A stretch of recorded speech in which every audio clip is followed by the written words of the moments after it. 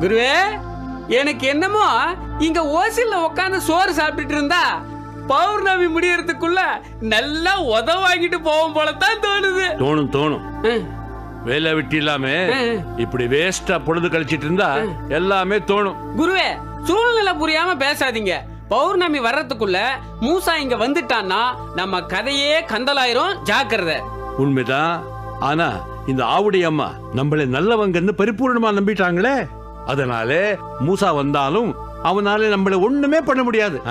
நம்மள நல்லவங்கன்னு நம்பின ஆவுடைய அம்மா மூசாவை கெட்டவன்னு நம்பினாதான் நம்ம சைடு இன்னும் ஸ்ட்ராங் ஆகும். அதுவும் சரிதான். ஒரு சின்ன விஷயம், இத கூட யோசிக்க மாட்டீங்களா? எல்லாத்தையும் நானே கண்டுபிடிச்சு சொல்லணுமா? வர வர உங்களுக்கு போதும், நிறுத்துற. என்னமோ எல்லா விஷயத்தையும் நீயே சொல்லி கொடுக்கற மாதிரி பேசுற. குழவி கூட்டு தலையா. இப்ப பாரு, மூசா வந்ததும் துண்டை காணோம் துணியை காணோம்னு ஓடுற மாதிரி பண்ற. எப்படி? அவன்தான் எனக்கு செய்வினை செஞ்சு வச்சான்னு இந்த குடும்பத்தையே நம்ப வைக்கிறேன். எப்படி நம்ப வைக்க போறீங்க? முட்டாள், எல்லாத்தையும் டைலாக்லயே சொல்லிட்டு இருக்க முடியாது. வா, வந்து என்ன நடக்க போகுதுன்னு பாரு.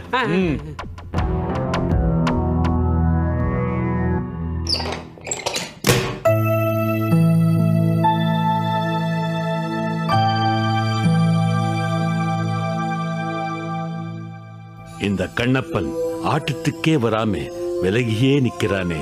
இன்னைக்கு இவனை வச்சே ஆட்டத்தை ஆரம்பிப்போம்.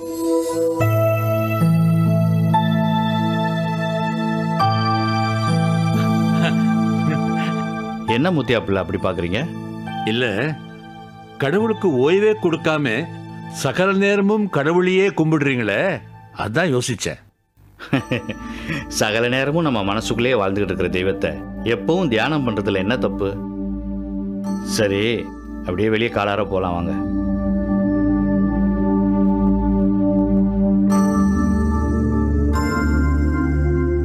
இன்னும் எங்க போயிட்டே இருக்கிறீங்க? இப்படியே காத்தோட்டமா உட்காந்து பேசலாமே. உட்காரலாமே. வாங்க ஐயா, உட்காருங்க.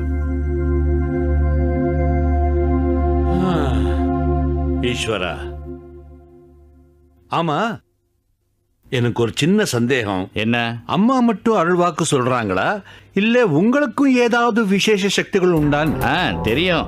இந்த விசக்கடிக்கு மந்திரிக்கிறது, குழந்தைங்க நடுங்கன்னா ஏடு பிடிக்கிறது, இந்த மாடு கண்ணு காணாம போனா திருட்டு புரட்டு நடந்தா மை போட்டு பார்த்து சொல்றது, இப்படி சில வேலைகள் கொஞ்சம் தெரியும். ஐயா, செய்வினை வச்சவங்களை கூட மயில பார்த்து தெரிஞ்சுக்க முடியுமா?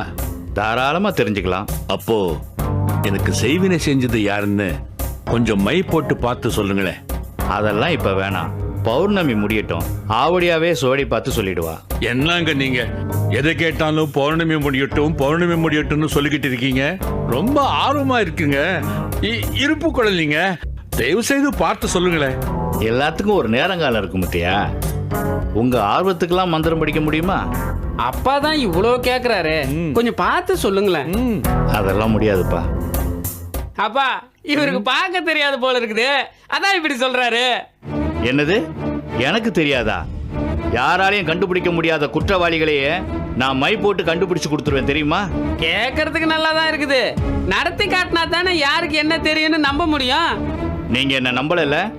சிவகாமி, சிவகாமி ஐயா, மை போட்டு பார்க்கறதுக்கு வெத்தலை எடுத்துட்டு வா. சரிங்க ஐயா. என்னங்க கண்ணப்பன், அவன் சின்ன பையன், அவன் கிடக்குறான். அவ கேட்டான்னு நீங்க மையெல்லாம் போட்டு பார்க்கணுமா? நான் பௌர்ணமி வரைக்கும் காத்திருப்பேன். இல்ல முத்தையா, சின்ன பையன் என்ன அவமானப்படுத்திட்டான். நான் யாருங்கிறத இப்ப காட்டுறேன்.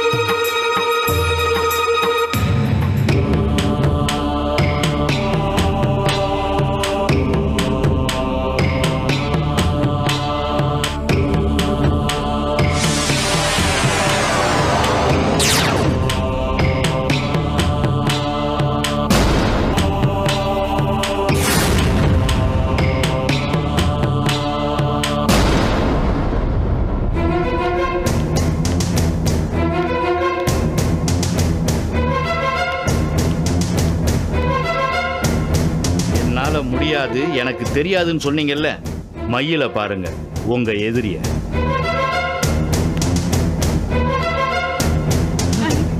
என்ன இது? இவன் என் தம்பி மகன், இவனா எனக்கு எதிரி. மை பொய் சொல்லாதுப்பா. பங்காளி எப்பவுமே பகையாளி தானே. வயசு சின்னதா இருந்தாலும் விவரம் பெருசு. இந்த வயசுலயே உங்களுக்கு செய்வனை வச்சிருக்கானே.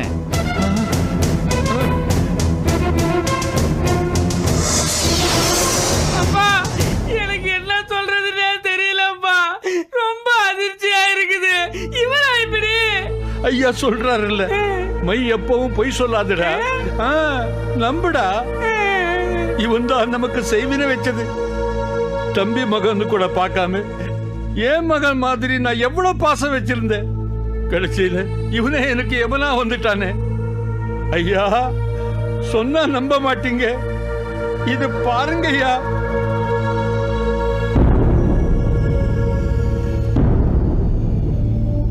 ஐயா, இவன் எப்போ என் கூடவே இருக்கணும், நான் அவனை பார்த்துக்கிட்டே இருக்கணுங்கிறதுக்காக அவன் போட்டோ கூட என் பாக்கெட்லயே வச்சிருக்கேன்.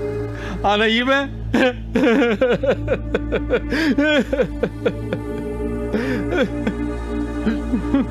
ஏங்க, ஏன் முத்தையா பிள்ளை அழுகிறாரு? என்னாச்சு? அவட இவர் யார் மேல அதீதமா பாசம் வச்சிருக்காரோ அவனே இவருக்கு செய்வனை செஞ்சு வச்சிருக்காமா. இதோ இந்த போட்டோவை தான் பாக்கெட்ல எப்பவுமே வச்சிருக்கிற அளவுக்கு அவன் மேல இவர் அதிகமா பாசம் வச்சிருக்காரு.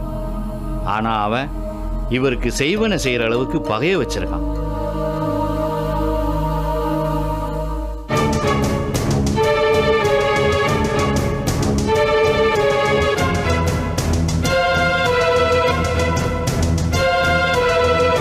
அடப்பாவி, இவ்வளவு சின்ன பையனா இருக்கா? இவனா இப்படி பண்ணா? கலிகாலத்துல இன்னும் என்னென்ன நடக்குமோ? வேற என்ன நடக்கும்? அடுத்து என்ன புதைக்கிறது தான் நடக்கும். என்கிட்ட வந்த பிறகு உங்களுக்கு அந்த பயம் எதுக்குங்க முத்தையா?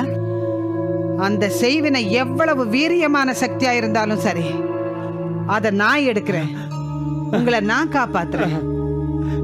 தைரியமா இருங்க.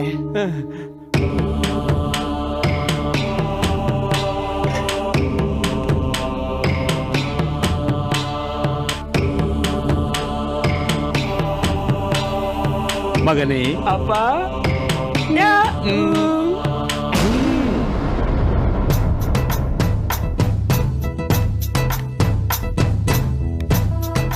ஆவுடைய அம்மா வீடு எங்க இருக்குன்னு தெரியாம நாம ஏன் இப்படி கால் போன போக்குல போறோம்? சரி, நல்லா தேடி பாப்போம்.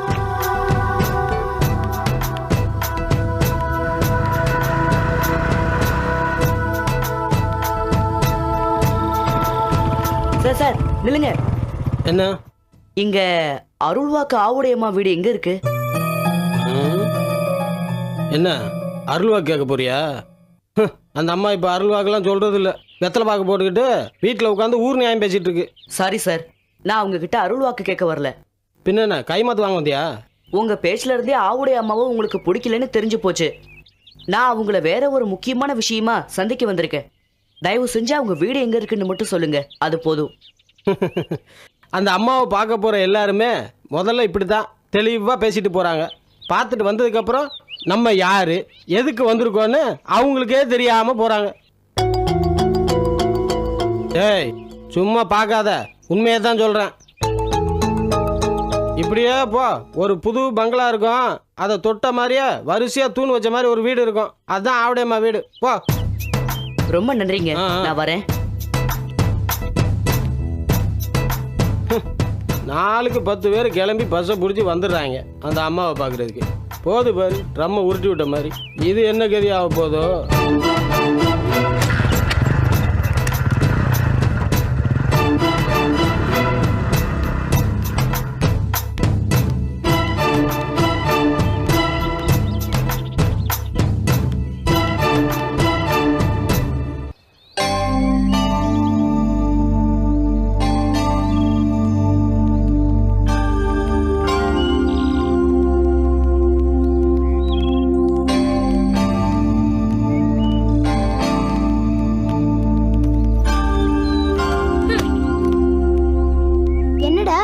என்னாச்சு? மொட்டராசு குட்டில விழுந்த மாதிரி நம்ம 2 நாளா எங்க போறோம்னு தெரியாமயே போயிட்டு இருக்கோம். இப்படியே போனா ஆப்பிரிக்கா இல்ல ஆஸ்திரேலியா இந்த மாதிரி ஏதாவது வந்துரும். முதல்ல நம்ம சாவிக்கிற குளத்தை நோக்கி தான் போறோமான்னு செக் பண்ணிட்டு அதுக்கப்புறம் போலாம். ஆமா கௌரி, எனக்கும் அந்த சந்தேகம் இருக்கு. இவ்வளவு தூரம் நடந்தோம், இன்னும் அந்த கோலம் வரலையே. இதுல எனக்கு எந்த சந்தேகமும் இல்ல. இருந்தாலும் உங்க சந்தேகத்தை நான் தீர்த்து வைக்கிறேன். இங்க பாரு, ஏதாவது ஒரு கதையை சொல்லி கன்வின்ஸ் பண்ணாத, ஆதாரத்தோட சொல்லு. சொல்றேன்.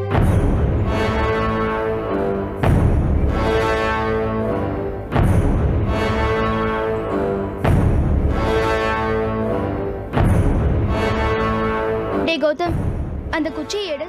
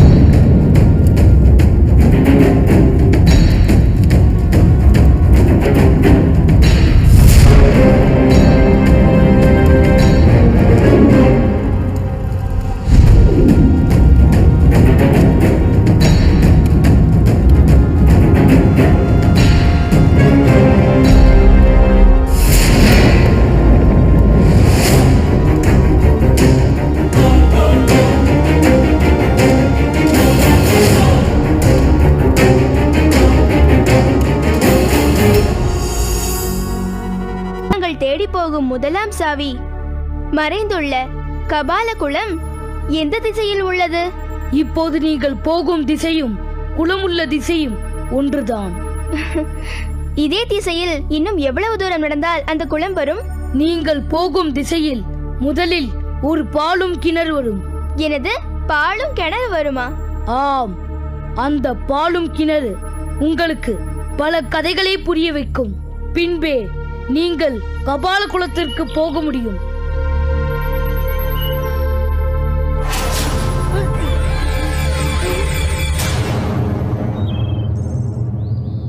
என்னாச்சு? குச்சி என்ன சொல்லுச்சு? நாம போற பாதை கரெக்ட் தான் சொல்லுச்சு. ஆனா நான் கேட்கலையே. நாங்க கேட்டோம். ஒழுங்கா எங்களை ஃபாலோ பண்ணிட்டு வா. சந்தேகம் வந்தது எனக்கு தான். எனக்கு கிளியர் பண்ணாம என்னமோ. டே குண்டா, போற தசை சரிதான்னு சொல்லியாச்சுல, புலம்பாம வா.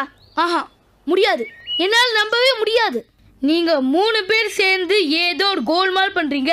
என்னால வரவே முடியாது. டேய், வர முடியாதுன்னா இங்கே கிடடா. தொடக்கி வேணும்னா ஒரு குட்டி பூதத்தை அனுப்பி வைக்கிறேன். என்னது? குட்டி பூதமா? ஐயோ வேணாம், நானும் கூட வந்துடுறேன். இல்லைங்க, வரான்றல்ல.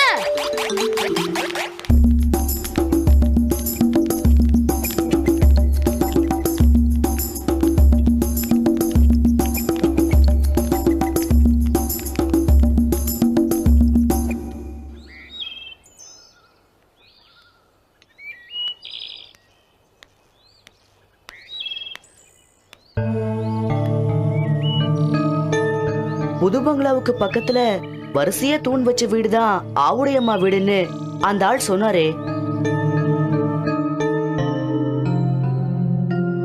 அதே தூண் வச்ச வீடு இதான் ஆவுடையம்மா வீடா இருக்கணும்.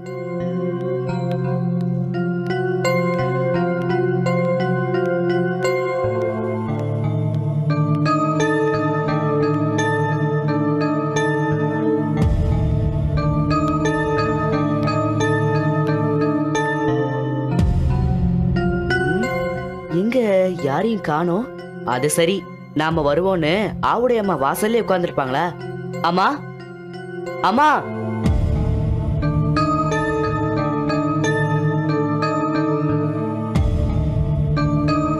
இவங்கதான் ஆவுடையம்மாவா இருக்கணும்.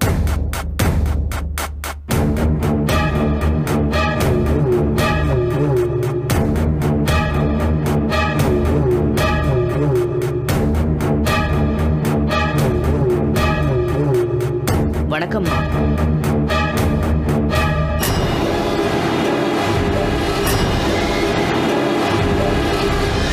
முத்தையா பிள்ளைய தேடி நீ என் வீட்டுக்கே வந்துட்டியா?